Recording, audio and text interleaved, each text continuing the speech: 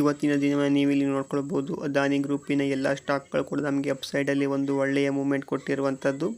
ನೋಡಿ, ಅದಾನಿ ಎಂಟರ್ಪ್ರೈಸಸ್ ಆಗಿರ್ಬೋದು, ಇದು ನಮಗೆ ಇಲ್ಲಿ 11%ನಲ್ಲಿ ಅಪ್ಸೈಡಲ್ಲಿ ಮೂವ್ಮೆಂಟ್ ಕೊಟ್ಟಿದೆ. ಹಾಗೆಯೇ ಅದಾನಿ ಗ್ಯಾಸ್ ಆಗಿರ್ಬೋದು, ಹಾಗೆಯೇ ಅದಾನಿ ಗ್ರೀನ್ ಆಗಿರ್ಬೋದು. ನೋಡಿ 10%, 6%, 19% ಕೊಟ್ಟಿದೆ ಅದಾನಿ ಪವರ್. ಇಲ್ಲಿ ಅದಾನಿ ಟೋಟಲ್ ಗ್ಯಾಸ್ ಇದು ಕೂಡ ನಮಗೆ 19%ಅಲ್ಲಿ ಅಪ್ಸೈಡಲ್ಲಿ ಮೂವ್ಮೆಂಟ್ ಕೊಟ್ಟಿದೆ. ಹಾಗೆಯೇ ಅದಾನಿ ವಿಲ್ಮರ್ ಆಗಿರ್ಬೋದು, NDTV ಇವೆಲ್ಲವೂ ಕೂಡ ನಮಗೆ ಇವತ್ತು ಒಂದು ಅಪ್ಸೈಡಲ್ಲಿ ಒಳ್ಳೆಯ ಮೂವ್ಮೆಂಟ್ ಕೊಟ್ಟಿರುವಂಥದ್ದು.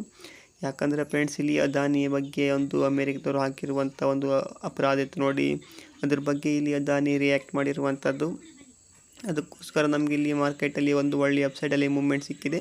ಇನ್ನು ಏನಂತ ರಿಪ್ಲೈ ಮಾಡಿದ್ದಾರೆ ಅಂದರೆ, ಈ ಒಂದು ಅಮೇರಿಕದವರು ಹಾಕಿರುವಂಥ ಎಲಿಗೇಷನ್ ಇತ್ತು ನೋಡಿ, FCPA, ಈ ಒಂದು ಫಾರಿನ್ ಕರಪ್ಟ್ ಪ್ರಾಕ್ಟೀಸ್ ಆ್ಯಕ್ಟ್ ನೋಡಿ, ಈ ಒಂದು ಲಿಸ್ಟಲ್ಲಿ ಅದಾನಿ ಹೆಸರು ಬಂದಿರಲಿಲ್ಲ. ಅದಕ್ಕೋಸ್ಕರ ಇಲ್ಲಿ ಈ ಒಂದು ಸ್ಟಾಕ್ಗಳು ಎಲ್ಲವೂ ಕೂಡ ನಮಗೆ ಒಂದು ಅಪ್ಸೈಡಲ್ಲಿ ಮೂವ್ಮೆಂಟ್ ಸಿಕ್ಕಿರುವಂಥದ್ದು. ಅಂದರೆ ಇದು ಅದಾನಿಯ ಈ ಒಂದು ಎಲಿಗೇಷನ್ ಇತ್ತು ನೋಡಿ, ಲಂಚ ಪಡೆದಿರುವಂಥದ್ದು, ಅದರಲ್ಲಿ ಈ ಒಂದು ಅದಾನಿ ಹೆಸರು ಇರಲಿಲ್ಲ.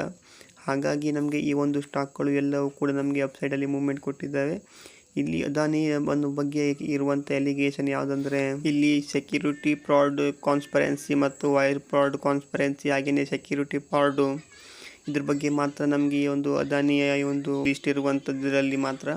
ಇನ್ನು ನಮಗೆ ಈ ಒಂದು ಲಂಚ ಪಡೆದಿರೋ ಬಗ್ಗೆ ಯಾವುದೇ ರೀತಿಯಾದಂಥ ಒಂದು ಲಿಸ್ಟಲ್ಲಿ ಅದಾನಿ ಹೆಸರು ಇರಲಿಲ್ಲ. ಹಾಗಾಗಿ ಇವತ್ತು ನಮಗೆ ಮಾರ್ಕೆಟಲ್ಲಿ ಅದಾನಿ ಸ್ಟಾಕ್ಗಳು ಎಲ್ಲವೂ ಕೂಡ ಒಂದು ಅಪ್ಸೈಡಲ್ಲಿ ಮೂವ್ಮೆಂಟ್ ಕೊಟ್ಟಿದ್ದಾವೆ. ಇಲ್ಲಿ ಅದಾನಿಯವರು ರಿಪ್ಲೈ ಮಾಡುವ ಮುಖಾಂತರ ಇಲ್ಲಿ ತಿಳಿಸಿದ್ದಾರೆ, ಈ ಒಂದು FCPAದಲ್ಲಿ ಈ ಒಂದು ಲಂಚ ಪಡೆದಿರುವಂಥ ವಿಷಯ ಇದೆ ನೋಡಿ, ಇದರಲ್ಲಿ ಒಂದು ಅದಾನಿಯ ಒಂದು ಹೆಸರು ಇರಲಿಲ್ಲ, ಇದೊಂದು ಸುಳ್ಳು ಸುದ್ದಿ ಅಂತ ಅವರು ಒಂದು ರಿಪ್ಲೈ ಮುಖಾಂತರ ತಿಳಿಸಿದ್ದಾರೆ.